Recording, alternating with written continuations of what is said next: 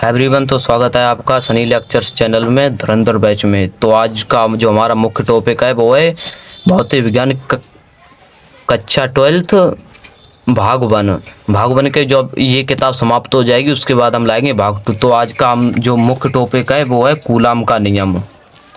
तो सबसे पहले आज हम एक ही टॉपिक को देखेंगे, वो है कूलाम का नियम। आप यहाँ से देख सकते हैं और इसकी कुछ परिभाषा भी है। अगर आप देखेंगे कूलाम का नियम तो यहाँ से लेकर यहाँ तक है, यहाँ तक, जो कि आपको इतना नहीं करना है। हम आपको एकदम बेसिक से समझाएंगे। ये जो सन 1785 में ये कुछ नहीं लिखना है, बस ये परिभाषा लिखनी है और यहाँ तक फॉर्मूला सिद्ध करना है। मैं आपको कॉपी पर सिद्ध करके दिखाता हूँ। तो देख लेते हैं कूलाम ने अपने प्रयोगों में क्या कहा था। हम हेडिंग डालेंगे कूलाम का नियम। कूलाम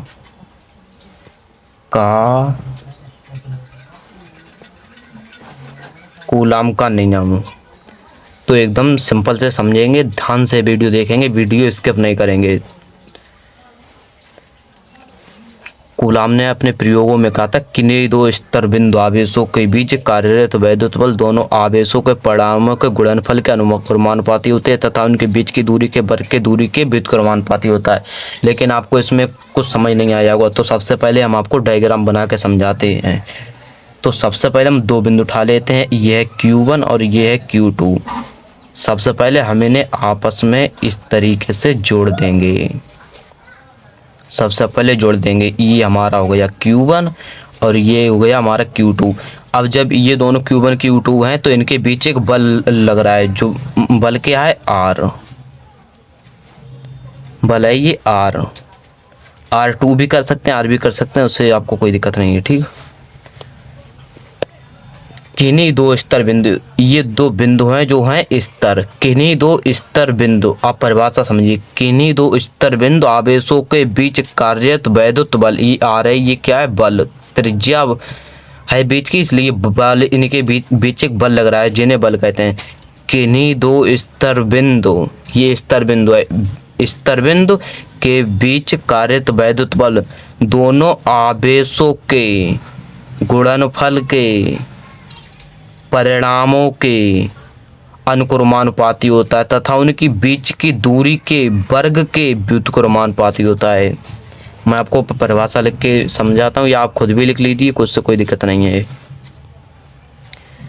तो किन्हीं दो स्तर बिंदु, किन्हीं दो स्तर बिंदु, किन्हीं दो स्तर बिंदु आवेशों के बीच कार्यरत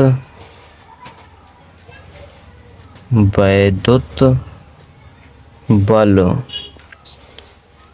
दोनों आवेशों के परिणामों के गुणनफल के अनुक्रमानुपाती होता है।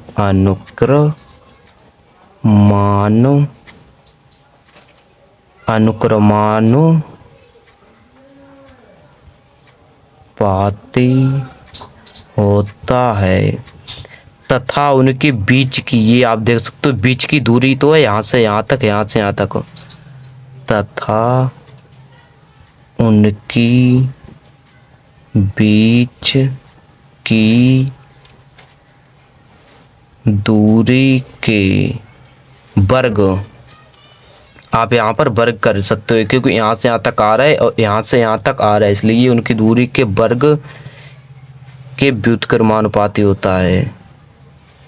व्युत्क्रमानुपाती होता है।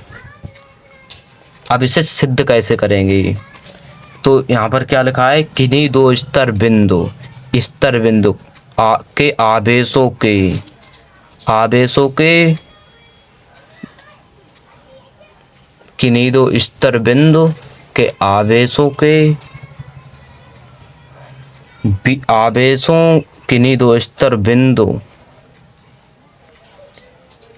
आवेशों के बीच बीच आवेशों के बीच कार्यरत वैद्युत बल दोनों आवेशों के परिणामों के गुणनफल, यानी बल बल क्या है, एफ बराबर क्या है, दोनों आवेश तो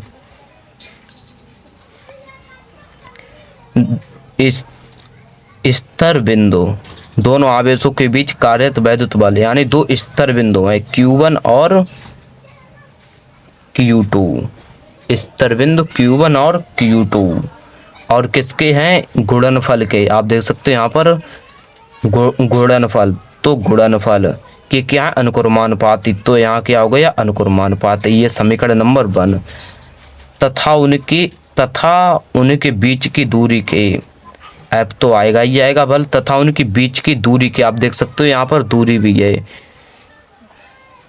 दूरी है आर, यहाँ से यहाँ तक आर, यहाँ से यहाँ तक आर, तो R2 हो गए। तो उनकी बीच की दूरी के वर्ग मतलब कि बटे, वर्ग तो है ही समीकरण नंबर 2, क्योंकि ये अनुक्रमानुपाती हमेशा बटे में आता है, आपको ध्यान रखना है। व्युत्क्रमानुपाती सिंपल लाइन में आता है, और जो व्युत्क्रमानुपाती आता है वो हमेशा बटे में आता है, ये आपको बात ध्यान रखनी है। तो ये समीकरण नंबर 2 हो गया।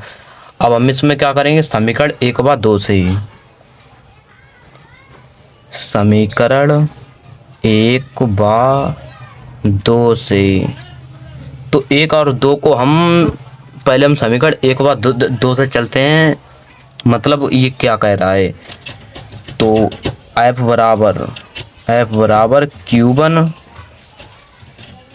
Q2, यहाँ पर गुणा का चिन्ह लगा है, अगर यहाँ पर नहीं भी लगाएंगे तो वो गुणा का ही चिन्ह होता है, उससे कोई दिक्कत नहीं है,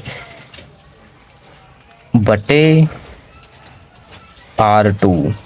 लेकिन अगर आपको समझ नहीं आया होगा तो मैं आपको यहाँ फॉर एग्जांपल समझा देता हूँ। जैसे यहाँ पर कुछ नहीं है तो हम इसे सिंपल में पैसे लिखते हैं, Q1 Q2 बटे R1 अपॉन 1 अपॉन R2। तो यहाँ पर जब कुछ नहीं है तो हम एक मान लेंगे, 1 से 1 ये कट भी जाएगा, या इसका गुणा करेंगे, इसका ऊपर करेंगे तो इतना ही आ जाएगा, Q1 Q2 अपॉन R²।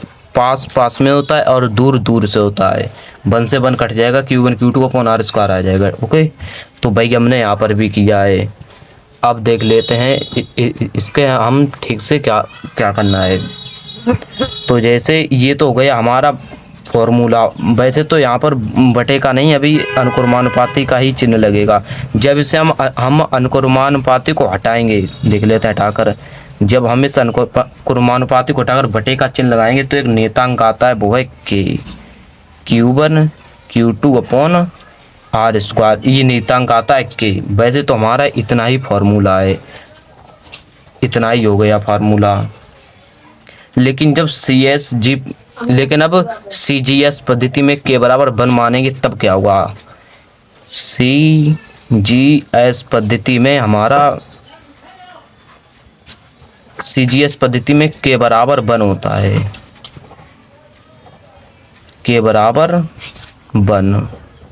जब के बराबर 1 हम इसमें रखेंगे तब क्या होगा, एफ बराबर 1 का जब गुणा करेंगे Q1 Q2 अपॉन R² में, तब जब 1 का गुणा इसमें करेंगे तो वही सेम आएगा, एफ बराबर Q1 Q2 अपॉन R²। ये तो हो गया हमारा CSG पद्धति में। अब देख लेते हैं SI पद्धति में।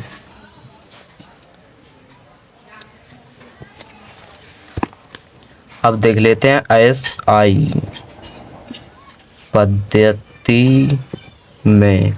SI पद्धति में जो हमारा के बराबर होता है वो होता है 1/4 पाई एप्सिलॉन नॉट। ये जो SI पद्धति में, CGS पद्धति में ये आपको फॉर्मूला के बराबर 1 होता है, के बराबर 1/4πε0 होता है। ये आपको याद करने ही करने हैं। हम यही रखेंगे 1, जो F है F बराबर 1 की जगह हम क्या रखेंगे 1/4πε0 तो रख देते हैं।